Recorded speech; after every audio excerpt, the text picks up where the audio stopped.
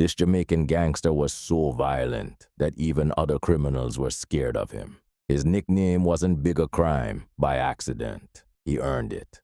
Born and raised in Norwood, Montego Bay, violence wasn't something he picked up later in life. It was something he grew up inside, something he saw every day from a young age. Police officially linked him to 10 murders, but people close to the streets say the real number was much higher. He wasn't satisfied with shooting just one person.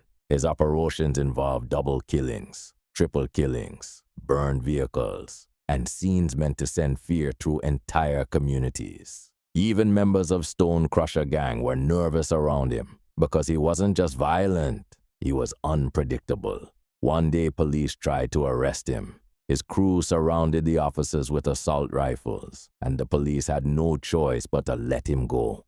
He walked openly with military-style rifles and extended magazines, weapons most people never even touch.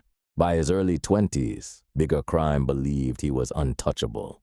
But that belief is usually when the countdown starts.